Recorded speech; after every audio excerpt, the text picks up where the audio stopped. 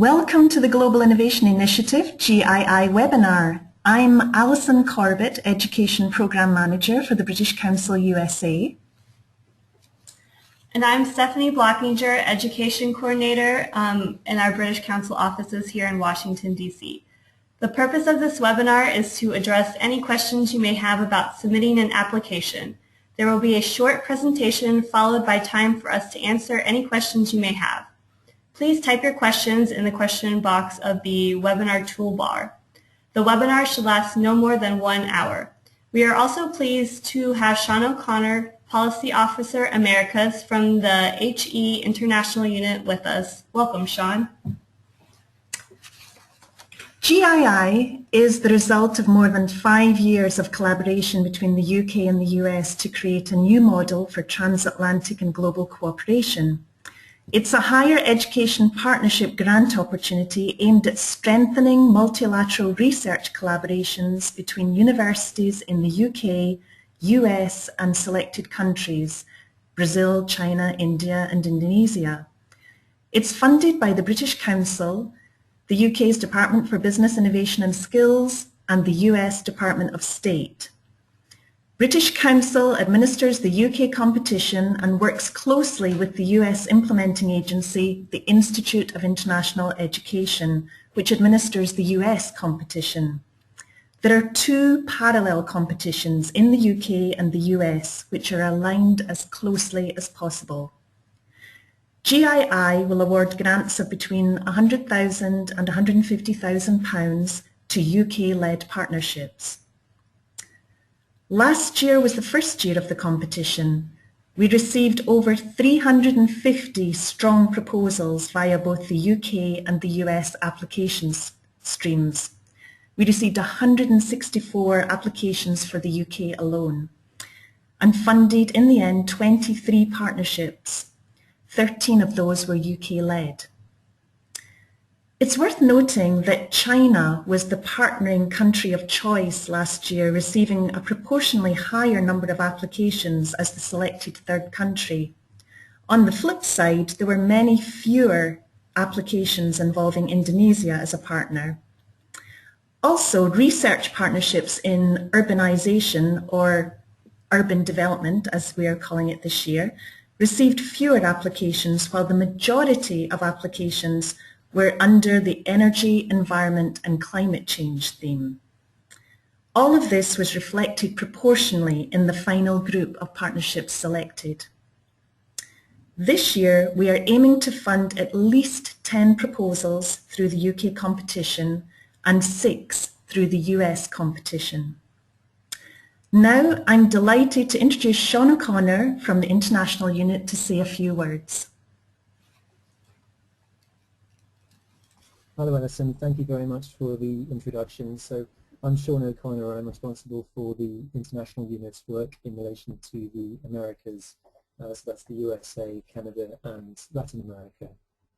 So I'm going to say a few words about the International Unit, a little bit about the UK-US higher education relationship, and a brief comment on what this second call of the GII means for UK collaboration with both the US and with the partner third countries included in the initiative. So for those who are not familiar with our organisation, the UK Higher Education International Unit is the representative body for UK higher education in its international activities. So together with the British Council, we've been very closely involved in the development of the Global Innovation Initiative of GII ever since the high-level policy discussions between UK Vice-Chancellors and US University Presidents all the way back in 2009. So in advance of the first call for the GII, we held a similar webinar like this one, and we considered what was so special about the so-called special relationship. And really little has changed in that regard, so the scale and importance of the UK-US relationship in HE and research remains unmatched. UK and US academics cite each other's work more than that of any other country, with almost 90,000 collaborative articles involving a UK and a US contributor published between 2007 and 2013. So that's an increase of 4,000 articles just on last year when we were talking about this same subject. And in terms of student mobility, the UK and the US, of course, remain each other's destination of choice in terms of study abroad opportunities. So we have a very healthy bilateral relationship in that sense, and collectively the US and the UK together produce about 30% of the entire global stock of academic articles and provide about 40% of the world's investment in research activity. But what has changed is the surrounding context in which the GII is operating. So since the first call of the initiative last year, we've had the launch of the UK Newton Fund, which provides multi-million-pound funding for collaborative research with partner countries to support their national developmental priorities. And as it happens, all of the 4 countries in the GII are also Newton Fund countries, which I think further reinforces their strategic importance as long-term partners for UK universities. But the Global Innovation Initiative remains decidedly unique.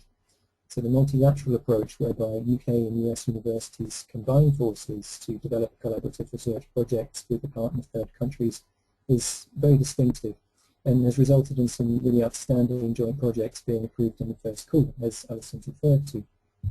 So my own very brief comment on that first call. It seemed to me that this was very much a reflection of current levels of collaboration between the UK and those partner countries.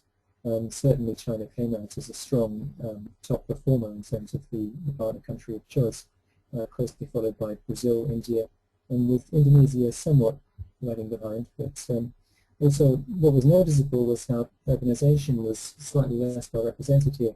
So I think a safe bet for Call 2 would be to combine Indonesia and urbanization for a strong outcome. But while the GII is of course about encouraging closer collaboration between UK and US institutions and the designated partner countries, I couldn't conclude without the observation in the spirit of friendly competition with our US colleagues, which is that far more applications under that first call, at least in proportional terms, taking into account the relative size of our higher education sectors, had a UK lead institution. So we had 164 applications under the UK application route versus 195 in the US, which I think is quite extraordinary when you compare our 2 higher education sectors. So here's hoping that this continues in the second call for applications, and best of luck to all applicants. So I'll now hand over to Alison for a closer look at the detail, and thanks very much for listening.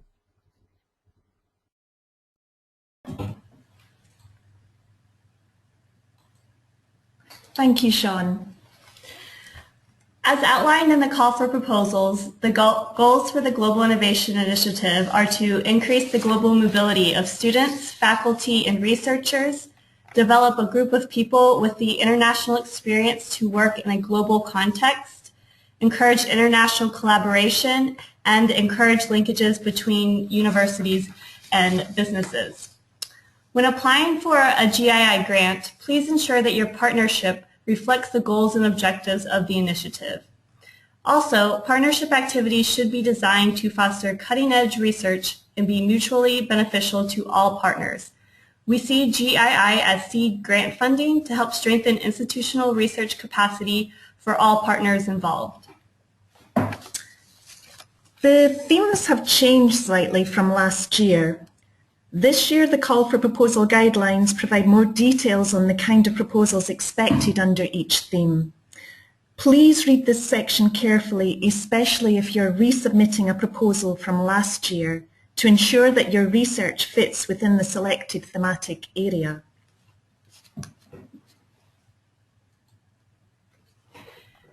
The activities listed here, as outlined in the call for proposals, are suggestions, but you are not limited to one of these. If you are unsure whether your proposed activities fit within the initiative, please feel free to email us. Also, we welcome interdisciplinary proposals as long as the foundation of the research proposal lies within the STEM fields. For example, this could mean a research team comprised of specialists in the STEM, humanities, and social sciences fields working together to solve issues within one of the STEM-related thematic areas. We have a 2-tiered peer review process for GII. The first tier, proposals are assessed against other proposals in the same thematic areas.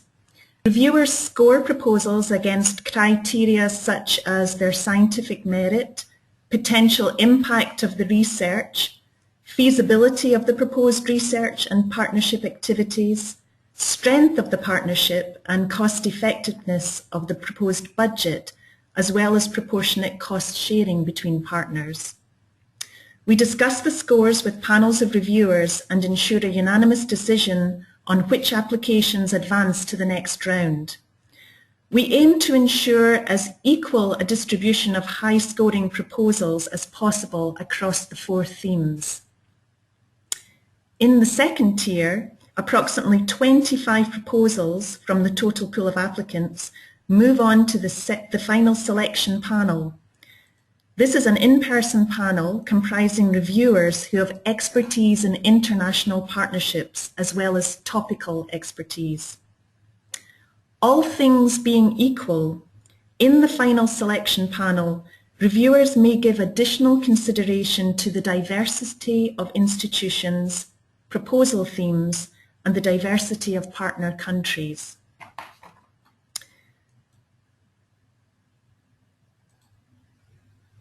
Applications for UK-led partnerships are submitted online via the British Council website.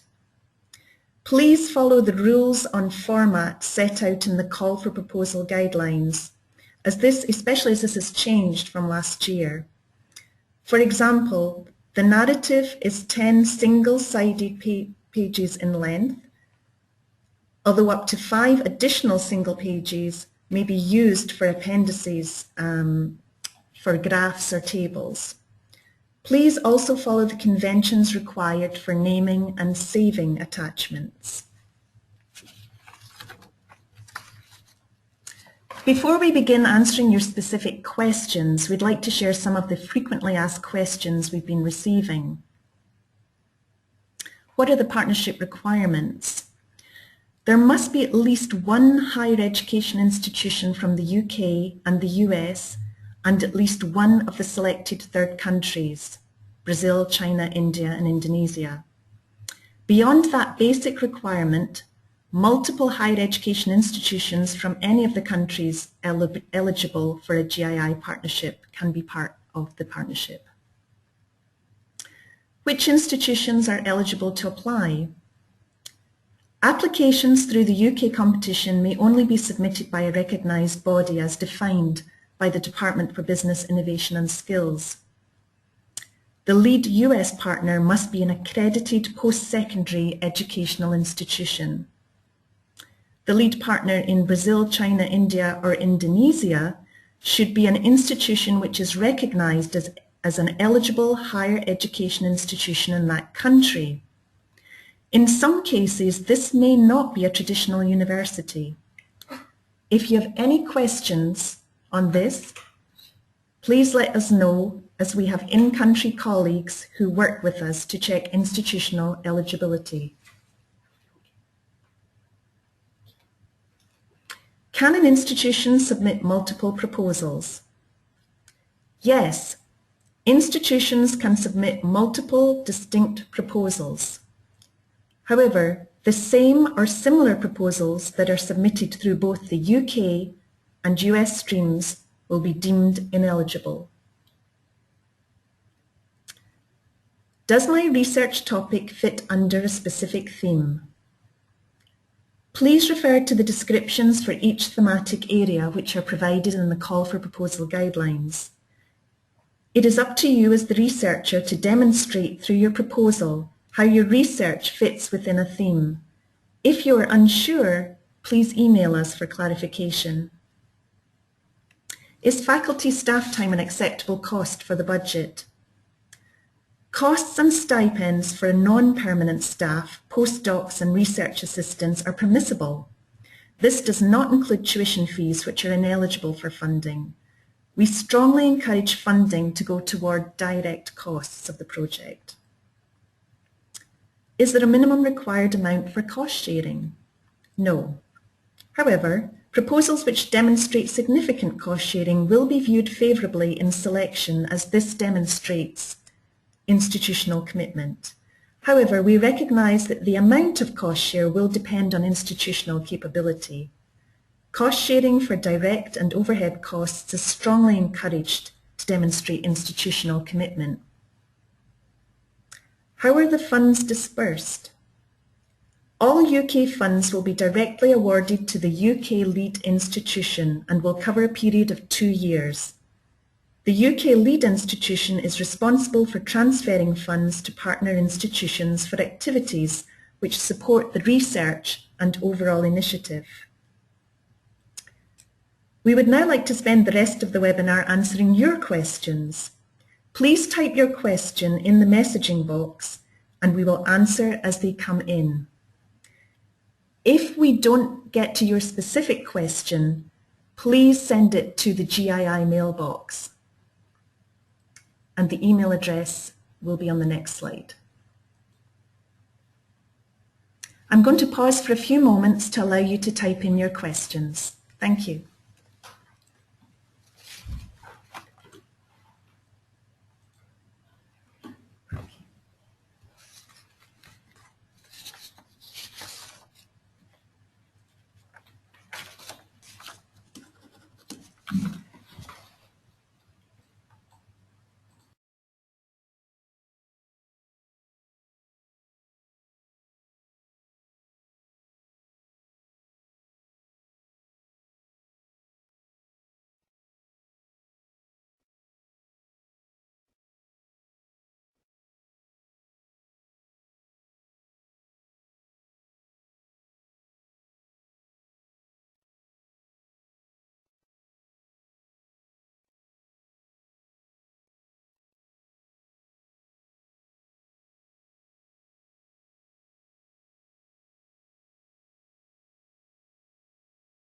Okay, I'm going to start.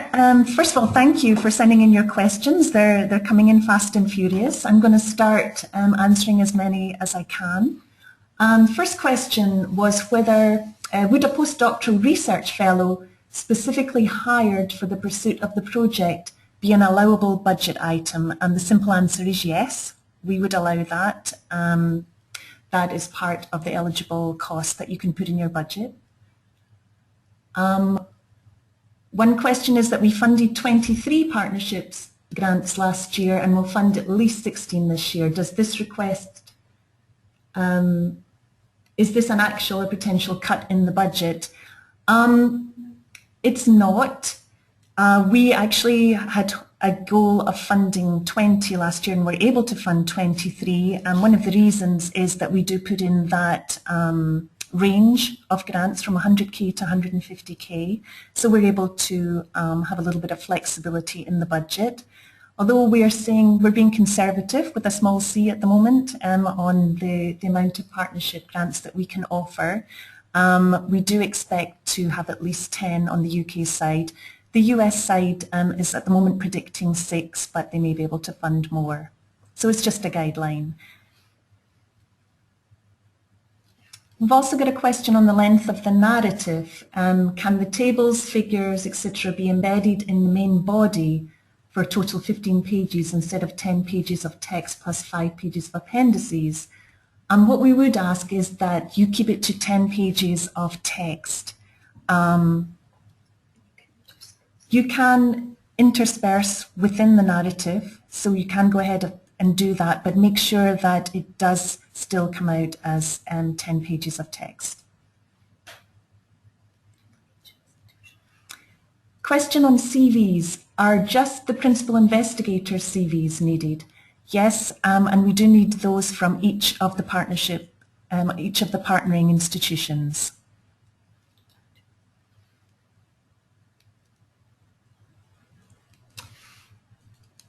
Are institutes of Chinese Academy of Sciences eligible? Yes, they are, and we did have some apply last year.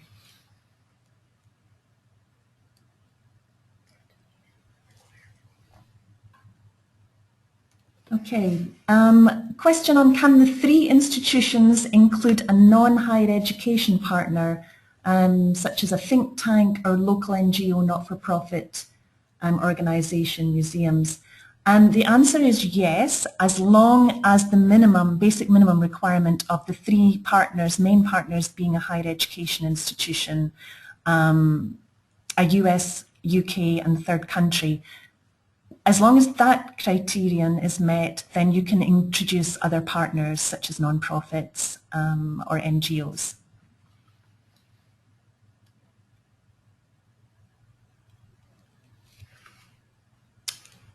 How do we check whether the Indian partner belongs to a higher education institution?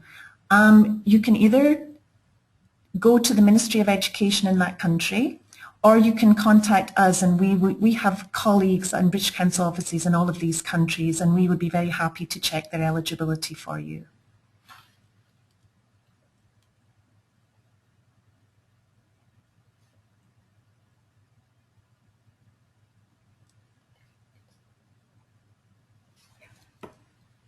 We have a question on what type of research costs can be included. For example, cost of consumables, etc. is allowed. And we do allow consumables. We have a list of eligible costs in the call for proposal guidelines. Costs can include laboratory consumables, as I said before, costs and stipends for non-permanent staff and research assistants, and really any other cost which is deemed necessary to conduct the research.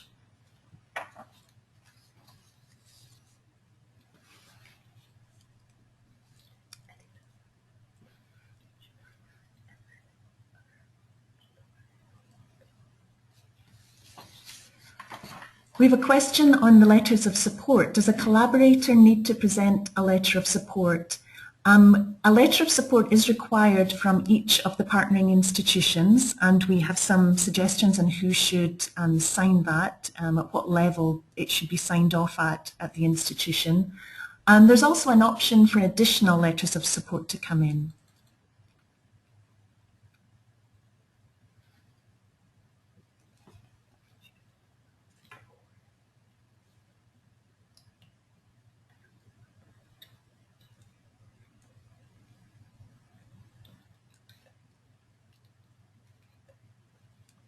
We have a question on how many proposals were funded last year under Global Health, and we funded 3.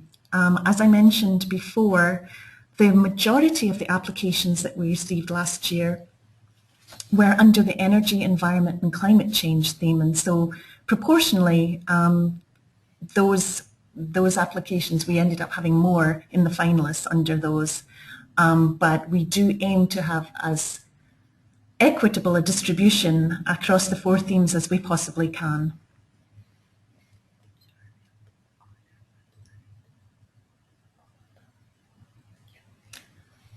We have a question on, can you demonstrate an example of a successful bid from previous years? We certainly have information on each of the partnerships on the GII website. We don't obviously, for data protection reasons, have an example of the actual application, but you can go in and look at the kinds of proposals that were funded last year. It obviously was a very competitive grant, but it will give you an idea of the kinds of proposals that stood out.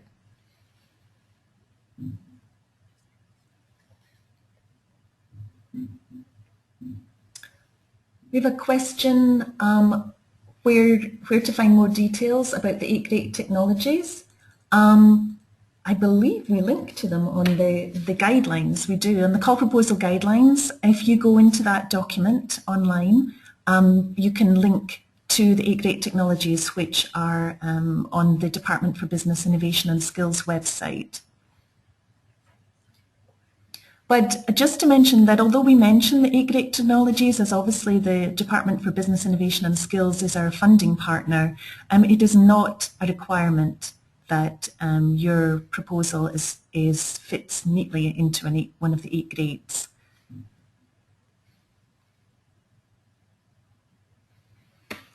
A question about when the funding can be spent. The GII grant is for a 2-year funding period, and so we would expect the grant to be spent over the 2 years of the grant period. The partnership may continue beyond that period, but our grant is paid out for the 2-year period.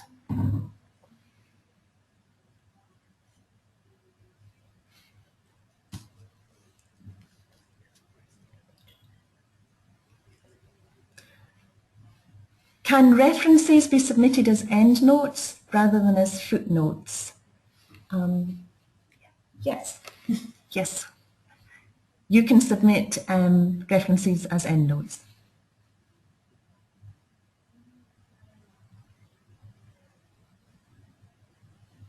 Question on how the budget is distributed among the partnering institutions. Should it be evenly distributed, or is it up to the consortium how to distribute it? It really is up to the consortium. We pay the grant to the UK university, so they will get the sum of the grant. It is then up to the UK university to ensure that payments are made to their partners to ensure that those activities of the partnership take place. We do encourage that the majority of activities take place in the UK or in the designated third country, and this is an alignment with the US competition, who encourage that the activities take place either in the US or in the third country.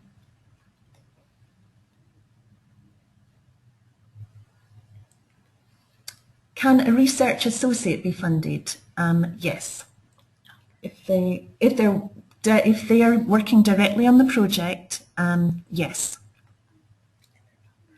And they're not permanent staff. The funding cannot be used to pay for permanent staff. But if you're bringing in research associates or temporary staff to work on this project specifically, that can be put into the budget template.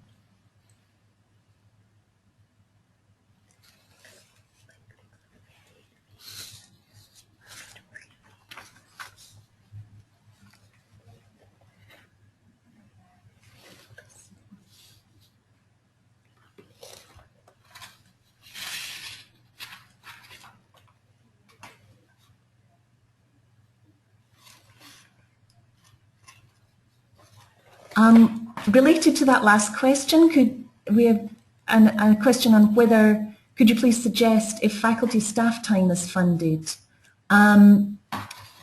This grant cannot be used to pay the salaries of permanent staff, but non-permanent staff who are brought in for the purpose of the project, that can be put into the budget. We would expect that the salaries of permanent staff would be part of institutional cost share, and that can be put down on the budget template as a cost share line item.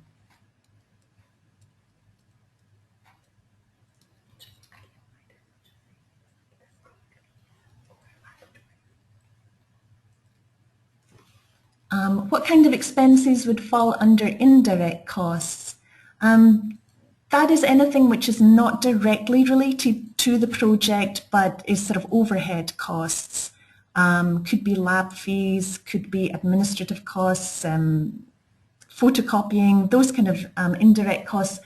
Again, that is not eligible to be funded by the grant, but can be part of the cost share of the institution. Oh, yes. Indirect costs, you can charge, beg your pardon, I'll just clarify that, you can charge up to a percentage of 15% of the total funding that you're applying for. It can be indirect costs. And if you get any questions on what you want more detail on the kind of things that are covered by indirect costs, you can email us.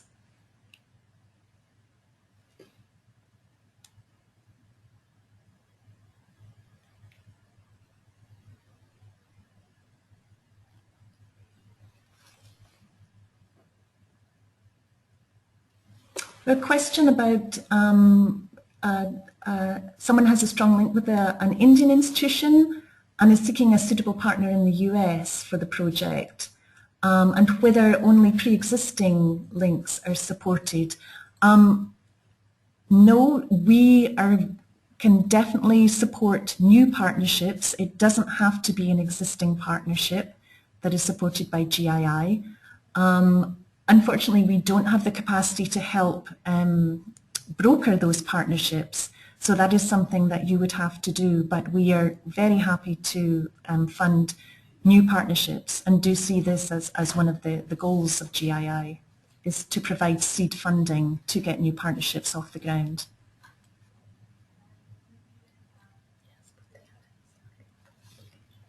Can a project have more than one lead investigator?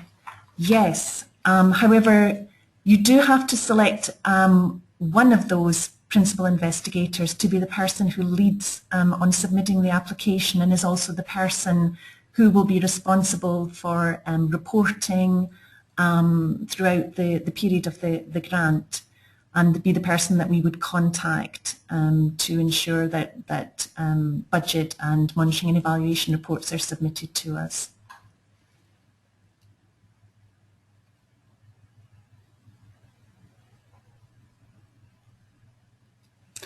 Will the list of funded projects reflect any kind of quota with respect to subject areas or partner countries?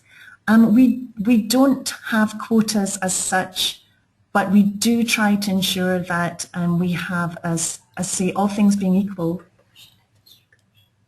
that we have a distribution across countries and across the themes, so that all of the themes are represented, and we do get enough applications to ensure that we have a high quality partnerships in all of those themes. But we, as last year, out of the 13 finalists that we granted awards to, 8 of those involved a partnership with China, which was proportionally reflected how many applications we received from institutions wishing to partner with a US institution, and at least an institution in China and sometimes another country. We do allow multilateral partnerships. You can partner as long as there is a partner in the US and one of the other third countries. There can also be a partner in one of the other third countries, for example, UK, US, Brazil and China, or India and Indonesia. We did have some multilateral partnerships that we funded last year, not just trilateral.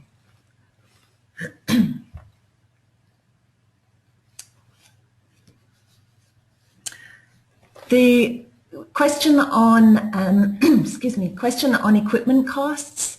We do state that you can use the grant to fund essential project equipment, but we do give an upper limit of £15,000 for the purchase of project equipment.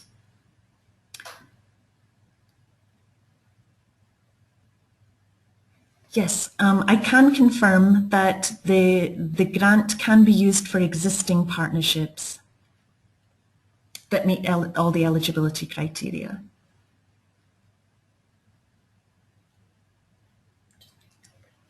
Being asked if we accept proposals written around other developing country partners such as Vietnam, Peru, Ecuador. It is, at the moment, we can only involve countries in that we've mentioned: the US, UK, Brazil, China, India and Indonesia. It's possible that you could also have that country be part of the partnership, but they would not be eligible to receive any funding from the partnership.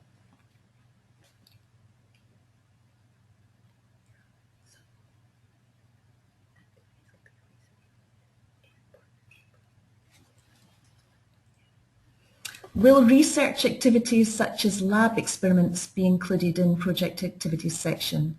Yes, they can be research related and partnership related.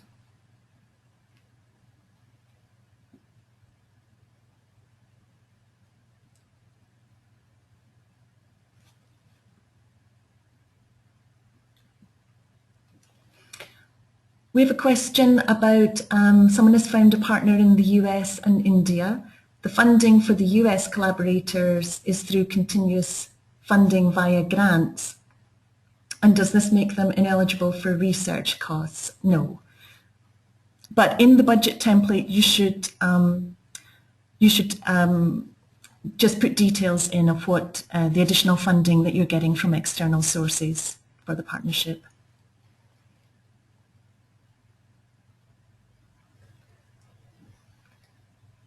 Another question about what do we mean by joint degree? Is it joint doctoral degree? No, it can be a joint degree at any level.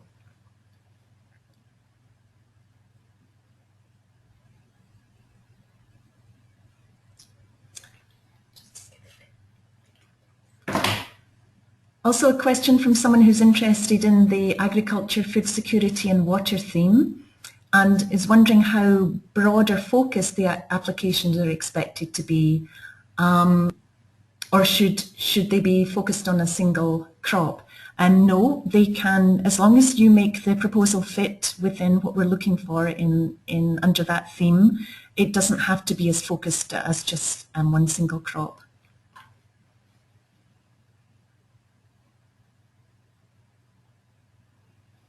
The question about the upper limit for the number of partners, and someone who applied last year with 9 partners, and is there any upper limit? There isn't an upper limit, but I would say that 9 partners is probably quite a complex partnership.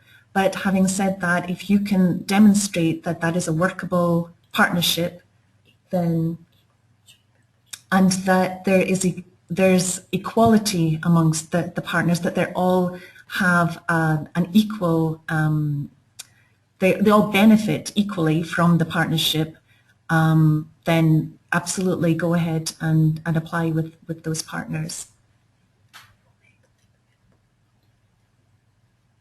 Yes, we are going to make, we are recording this webinar and we will make that link available on our website if anyone wants to go back and listen to some of these answers.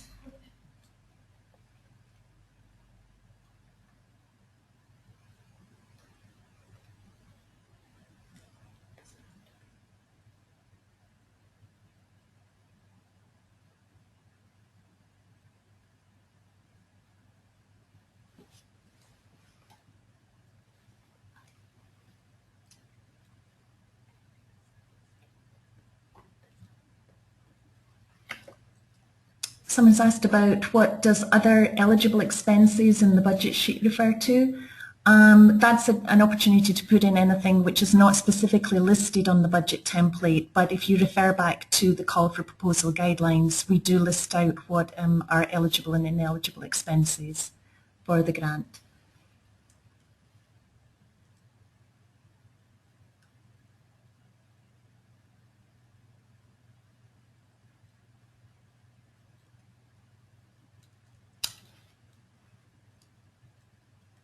A question on what disciplines are represented in the Stage 1 review panel, or our bespoke reviewers to be sought based upon content. We reach out to a number of experts under the 4 themes to represent as many disciplines under those themes as we can, under agriculture, experts in agriculture. For example, we also would have experts looking at water, food security, and they would be under those themes. But we have multiple panels under those themes. So it's not just one panel that will look at the applications, and we divide up the applications depending on the area within that theme and send them out to reviewers who have expertise in that particular area of that theme.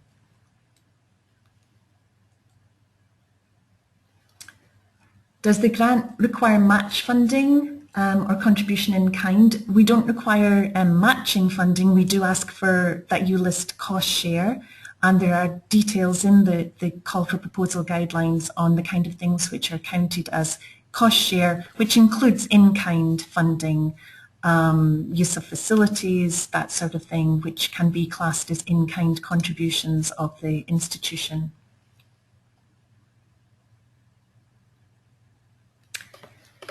How important are industry links and B, the letters of support? I would say that the letters of support are mandatory and therefore they're very important from the institutions. There are also optional letters of support which are helpful, but they're not mandatory. Those could be, for example, from industry. We do look favourably on industry links, but it really depends on the application if that makes sense within that application. But we do look favourably on it. It's welcomed and encouraged if it makes sense to the proposal.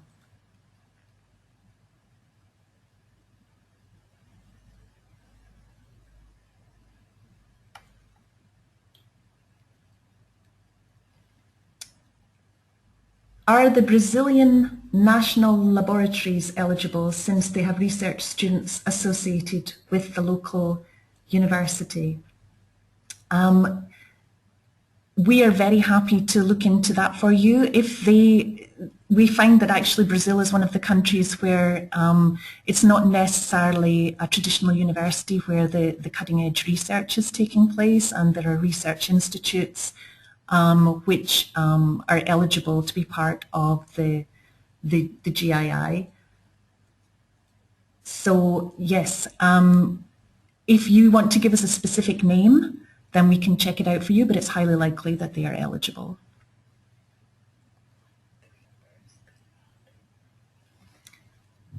Would more than 4 partnership members,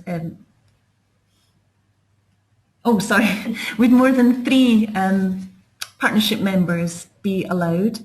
For example, UK, US, Brazil and China, yes, absolutely. We will fund multilateral as well as trilateral partnerships, and we had quite a few multilaterals in the final batch of successful partnerships last year, involving more than 3 countries, as long as it's one of the countries, eligible countries for the grant.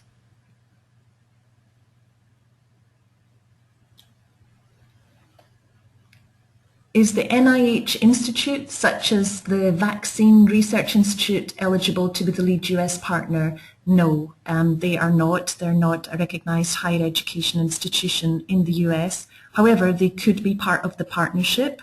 If you have a US university as the lead partner, they could be part of the partnership.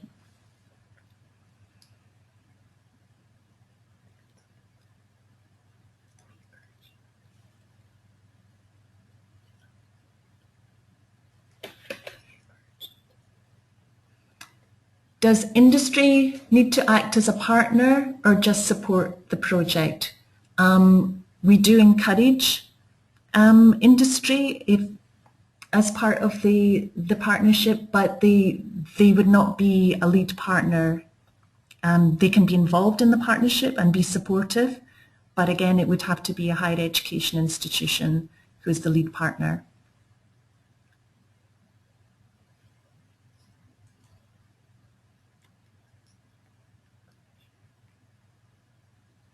What evidence do you need to show commitment from a partner institution?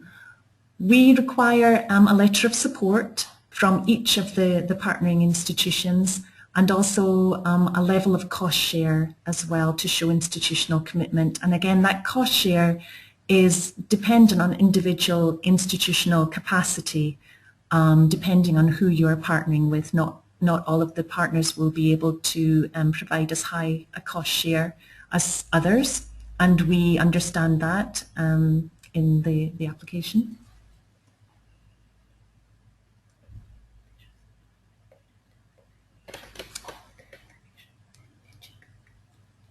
Is the budget sheet common to all the partners, or should we submit one for each country? The UK institution is the lead applicant for the partnership, and so there is only one budget template submitted on behalf of the whole partnership, so you don't need to do one for each country, and it does have to be submitted in GBP. And each institution's costs should be on that one budget template.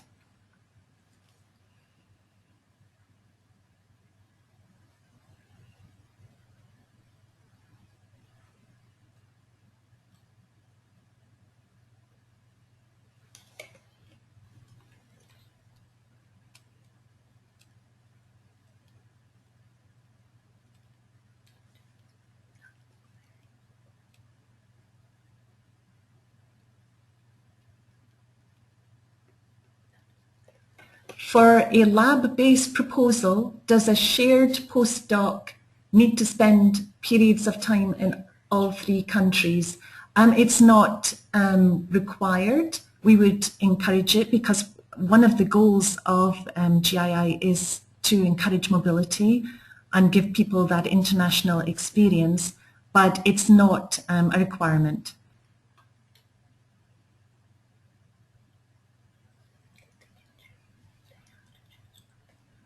Can you comment on proposals which clearly address more than one theme? We do ask that you choose which theme that you're going to submit your proposal under. I do know that there can be some overlap, and that does happen, but you do have to submit it under a particular theme, which does help with our review process.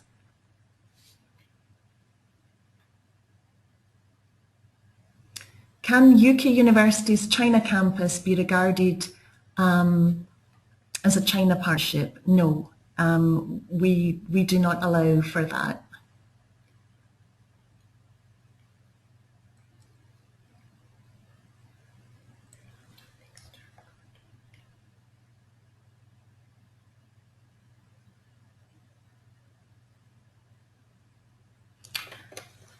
Someone says they're unsure of the definition of permanent staff, as some of the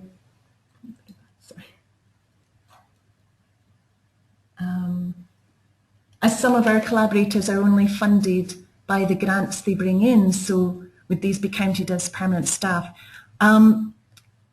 We would count non-permanent staff as people who are brought in specifically for this project, and you would be able to put down their costs on the budget template. But staff, even if they're on temporary grants who work anyway at the university, would not be eligible.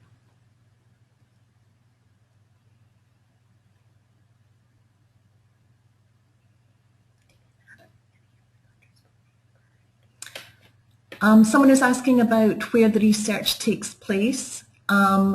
We encourage the visits to take place either in the UK or the third country, but that doesn't mean that you can't travel to the US. You can as part of this grant, but as I say, we encourage that the activities take place outside of the US. And again, this is to align with the US competition, which encourages that in the US side, the research takes place either in the US or in the third country.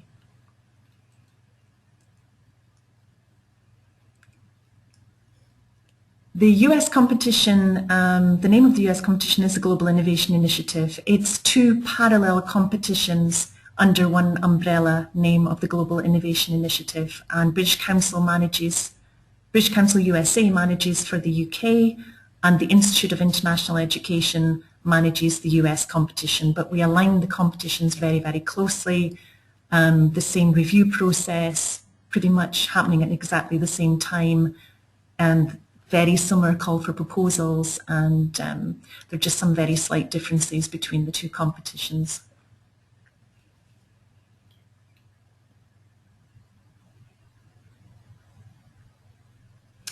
As we're asked to confirm if the combination of in-kind contribution and the grant amount can exceed £150,000. Absolutely. The in-kind contribution can be as high as you wish.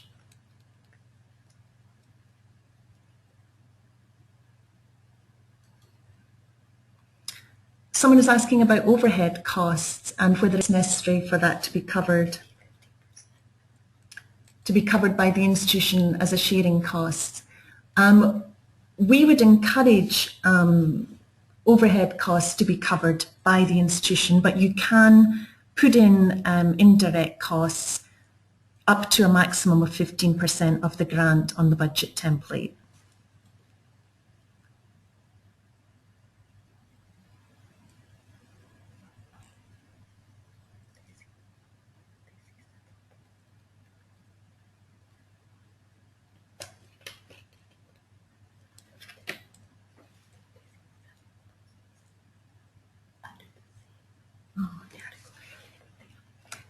I have a question on whether the referees or reviewers see several grants from the same call, or are they individually selected to match with the specific proposal?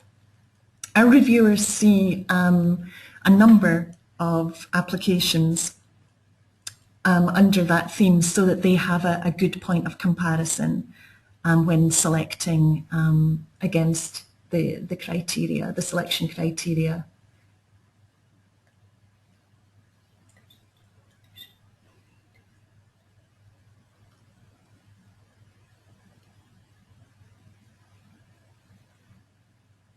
Okay, we have a question about the Newton scheme, which, as you may know, is the Department for Business Innovation and Skills bilateral research grant. At the moment, there is no correlation between the Newton Fund and the Global Innovation Initiative. They're quite separate. So we would not, it would not affect the selection process at all if this was something which was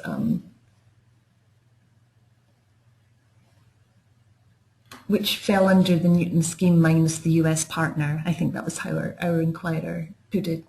That would be irrelevant to the selection of Global Innovation Initiative.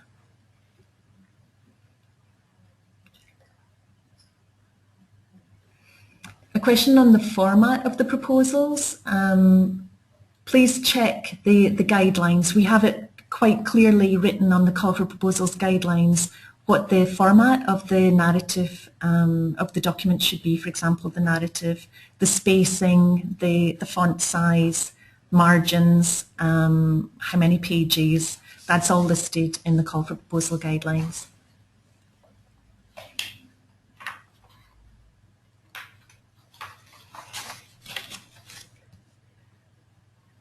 A question on funding humanities and social science research. In the GII, in this GII call for proposals, we have stated that we welcome interdisciplinary research proposals. However, they must have a foundation in STEM, which is the main focus of the GII.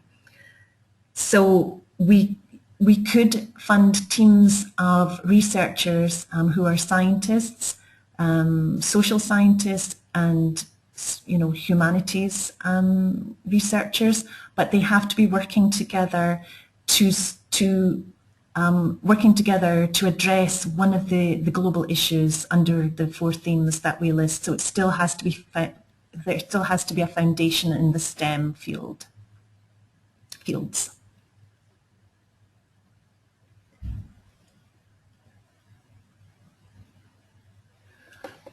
How important are partnership research outcomes? Should there be deliverables stated? Yes, we would ask that you do put down deliverables or what your outputs or outcomes of the research are intended to be. If you are selected for a GII grant, there is, over the 2 years, a monitoring and evaluation period where we do ask for you to report on the grant and the outcomes of the partnership. It's very helpful for us to see what the goals of the partnership are and what the research goals are as well.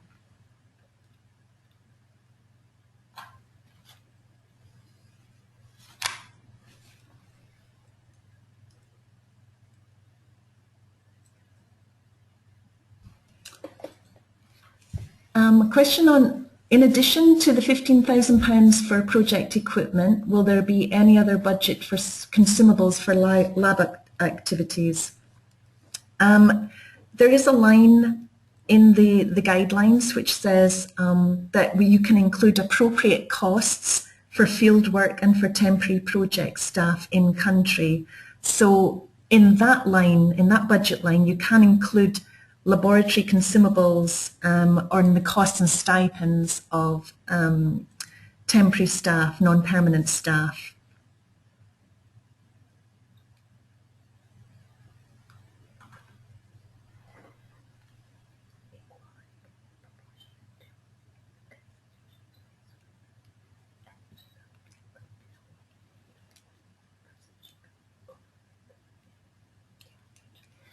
One question says, or one statement is, you've mentioned equality within the partnership, and is a lack of this typically something that makes a bid unsuccessful?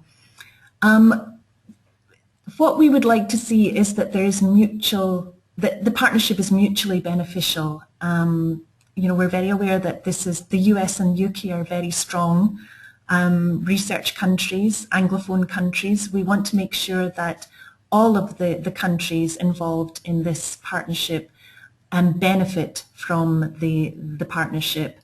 And also, as far as equality in commitment for cost share, that is related to the capacity of each institution to contribute to that. And so we don't expect certain institutions may not be able to have as high a cost share as others, and we do understand that.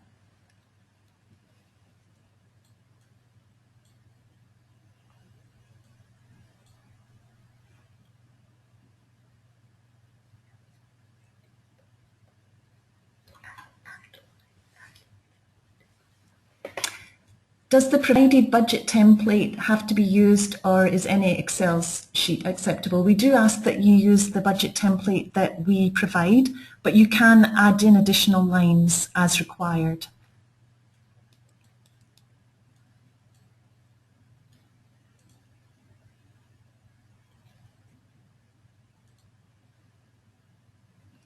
Are the themes the same for the US competition? They are exactly the same for the US competition.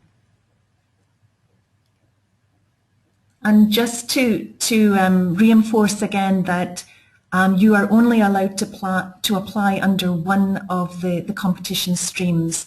The US competition is for partnerships which are US institution-led, and we manage the UK institution-led competition. The same proposal or very similar proposal which is submitted to both competition streams will be deemed ineligible.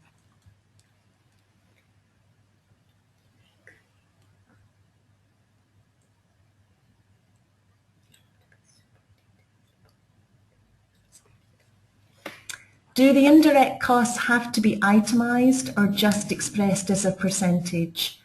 Less than 15%.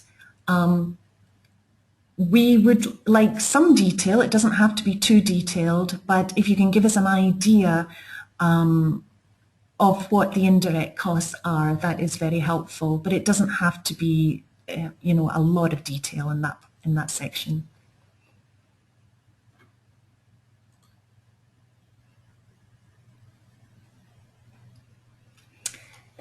Is there a minimum level of cost sharing expected? No, there is not. We would just like to see some cost share, but we don't specify either an upper or a lower limit.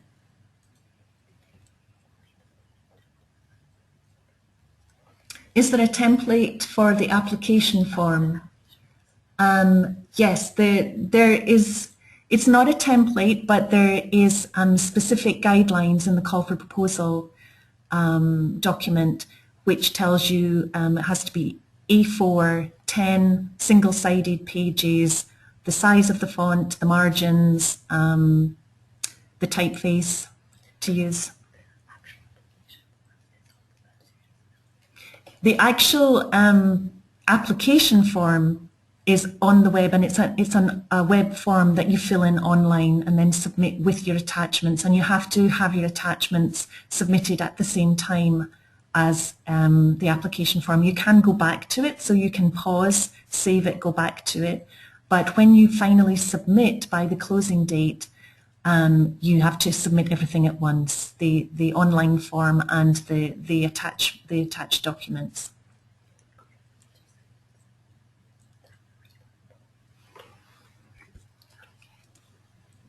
All right, it is actually, we have come to the end of our 1 hour allotment. I know that there were a lot of questions still coming in, and I'm very sorry if I didn't get to every single question. What I would encourage you to do is send that question to our email address, which is on the screen, and we have a dedicated mailbox. We'll be very happy to respond to your questions. I just want to say thank you for joining the webinar. We had a record number of people. And also thank you to Sean O'Connor from International Unit for saying a few words. And finally, the recording of this webinar will be posted on our website, which is www.britishcouncil.us.